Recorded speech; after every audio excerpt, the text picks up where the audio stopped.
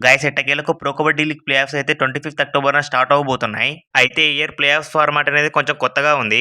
And ఆ format ఎలా ఉంది? తెలుగు టైటన్స్ ప్లే ఆఫ్స్‌లో ఎన్ని మ్యాచ్‌లు ఆడతారు? అనేది ఈ వీడియోలో తెలుసుకుందాం. వీడియోని ఎండ్ వరకు చూడండి గైస్. కొత్తగా వచ్చినట్లయితే ఛానెల్‌ని సబ్స్క్రైబ్ చేసుకోండి. అయితే మొదటిగా ప్లే ఆఫ్స్‌లో 25th అక్టోబర్‌న ప్లేన్ 1 అయితే జరుగుతుంది. ఈ match Haryana Steelers versus Jaipur Pink Panthers మధ్యలో అయితే జరుగుతుంది. అండ్ సెకండ్ ప్లేన్ మ్యాచ్ వచ్చేసి యుముంబా వర్సెస్ పట్నా పైరేట్స్ మధ్యన అయితే జరుగుతుంది. అండ్ ఈ మ్యాచెస్ అనేవి 25th అక్టోబర్‌న అయితే జరగనున్నాయి.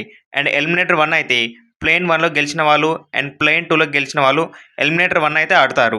ఈ మ్యాచ్ వచ్చేసి 26th అక్టోబర్‌న ఎలిమినేటర్ 1 అయితే జరగనుంది. అండ్ అదే రోజు మినీ క్వాలిఫైర్ కూడా జరగనుంది. మినీ క్వాలిఫైర్‌లో Telugu Titans versus Bengaluru Bulls అయితే ఆడనున్నారు.